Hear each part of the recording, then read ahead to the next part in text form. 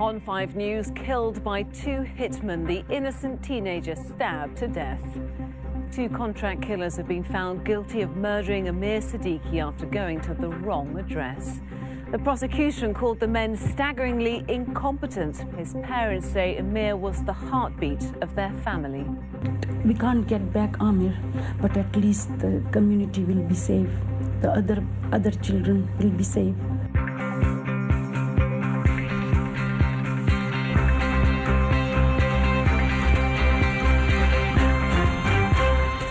Also, Burger King says sorry to customers after finding horse DNA in its burgers.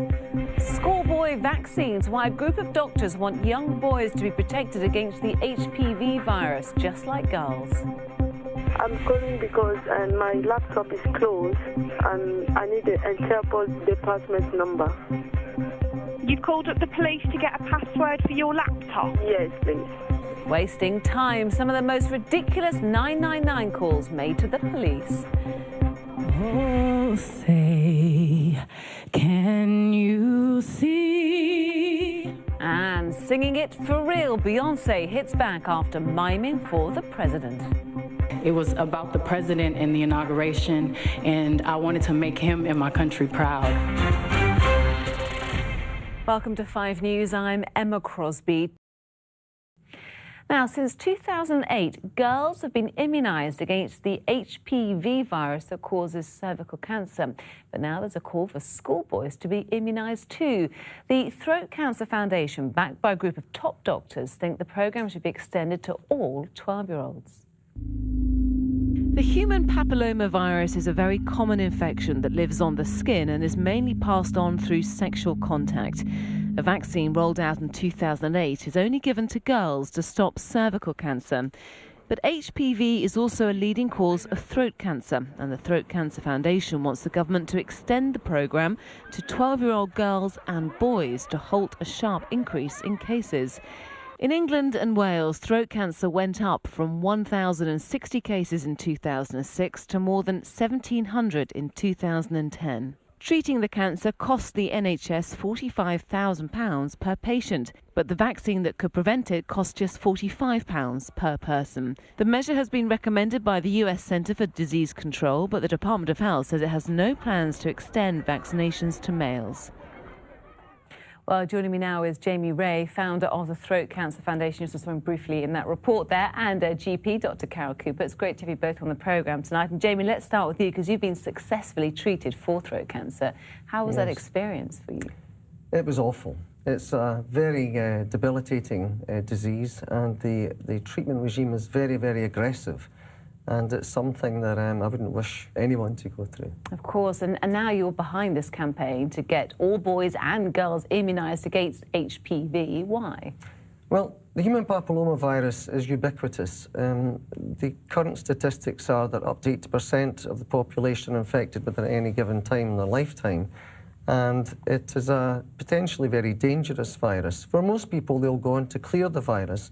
However, for lots of people, they then can go on to develop cancers, oropharyngeal cancers of the throat and other cancers. So it's something that needs to be addressed, and addressed urgently. Carol, is it a good idea, do you think?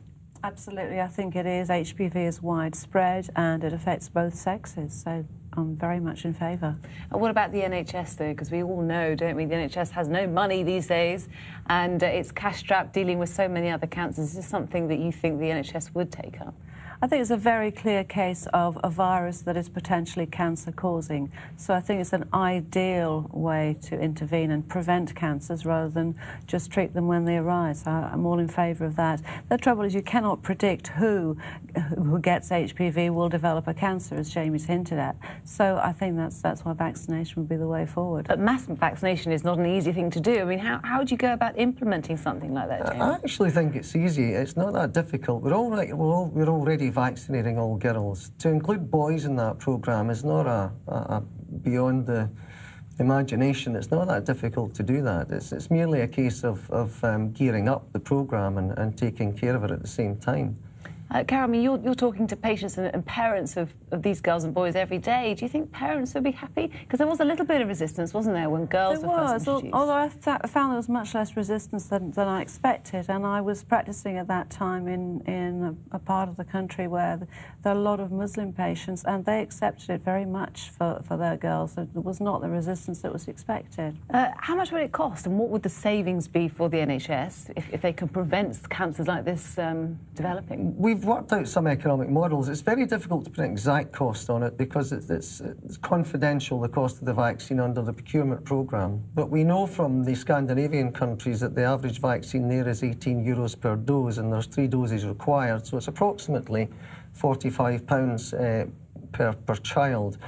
Now, this virus can cause a whole variety of cancers and genital warts, and the cost just now alone in the UK for genital wart treatment is in excess of £50 million. And all the pain and suffering that goes with these conditions. So, you know, I believe it's a very worthwhile investment. Definitely worthwhile, and I know that you're behind it, but do you think your colleagues and people who are senior, the health minister of this country, would say yes? I can't read their minds, but actually what I'm pleased about is the whole increased awareness of throat cancer, and I think this is going to be really very key with the new charity, because I don't think there's enough awareness of symptoms, and as a GP I see many cases that present late, so the outlook is not as good as it could be. Indeed. Thank you very much for joining us, and best of luck with the campaign, Jamie. Thank you.